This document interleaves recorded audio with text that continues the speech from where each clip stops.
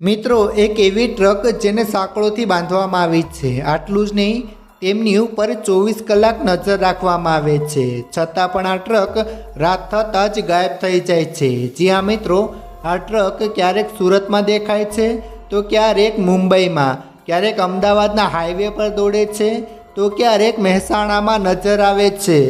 મિત્રો કહેવાનો મતલબ એ છે કે આ ટ્રક ટાર્ઝન ફિલ્મની જેમ આપોઆપ કોઈ પણ ડ્રાઈવર વગર રસ્તા પર દોડે છે અને આરટી ઓફિસર તેમને પકડવા માટે અહીં આવે છે।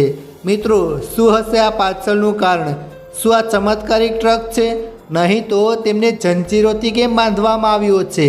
શું છે હકીકત? તમે પણ જાણવા માગો છો ને? તો ધ્યાનથી આ વિડીયો અંત સુધી જરૂર જુઓ। શરૂઆત કરીએ તે પહેલાં એક લાઈક જરૂર કરજો।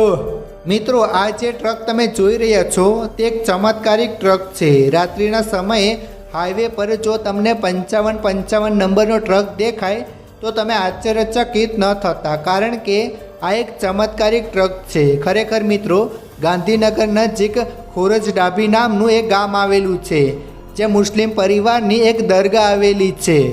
પરંતુ મિત્રો તમને જાણીને નવાઈ લાગશે કે આ દરગાહનું સંચાલન એક હિન્દુ પરિવાર ઘણા વર્ષોથી કરી રહ્યો છે અને તે દરગાહની અંદર આ ટ્રક અંદાજિત 20થી 25 વર્ષથી રાખેલ હોવાનું જાણવા મળે છે। મિત્રો કહેવાય છે કે આ ટ્રકની ના કોઈ સર્વિસિંગ કરવામાં આવી છે, ના તેને ચાલુ કરવામાં આવી છે, છતાં પણ આ ટ્રક એકદમ નવી લાગે છે, જાણે હમણાં જ ખરીદી હોય। મિત્રો સ્થાનિક લોકોનું કહેવું છે કે આ ટ્રક ચમત્કારિક છે। અહીંયા જેમની કબર છે તે વ્યક્તિ રાત્રિના સમયે ટ્રક લઈને લોકોની મદદ કરવા માટે જાય છે। મિત્રો રતન જીવનજી ડાભી નામનો એક હિન્દુ વ્યક્તિ હાલમાં દરગાહનું સંચાલન કરી રહ્યો છે।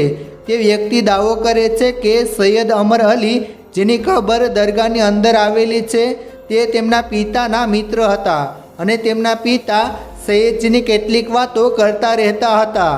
તેમાંની એક વાર્તા છે કે તેમના પિતા અને સૈયદ અમર અલી જ્યારે સ્કૂલે જતા ત્યારે સ્કૂલના શિક્ષકો સૈયદ અમર અલીને સજા માટે લાઠી ઉઠાવતા, તો તે લાઠી સાપ બની જતી, જેનાથી સૈયદ અમર અલી નાનપણથી જ એક દિવ્ય આત્મા તરીકે ગણાયા છે। મિત્રો સૈયદ અમર અલી દ્વારા ચલાવવામાં આવતી ટ્રક હાલ પણ આ દરગાહની અંદર હાજર છે। સ્થાનિક લોકોના જણાવ્યા અનુસાર આ ટ્રક રાત્રિના સમયે રસ્તા પર જોવા મળે છે અને કેટલાક લોકો તેના વિશે પૂછપરછ કરવા અને પાર્ક કરેલી ટ્રકને જોવા માટે અહીં આવે છે। તેઓ અહીં પાર્ક થતી ટ્રકને જોઈને આશ્ચર્યચકિત થઈ જતા હોય છે, કારણ કે એ લોકોએ આ ટ્રકને રાત્રિના સમયે રસ્તા પર જોવાનો દાવો કર્યો હોય છે। અને નવાઈની વાત તો એ છે કે વર્ષોથી આ ટ્રકને મજબૂત જંજીરો દ્વારા બાંધવામાં આવી છે। મિત્રો આરટીઓ અધિકારી સહિત ઘણા લોકો આ ટ્રકને જોવા માટે અહીં આવી ચૂક્યા છે।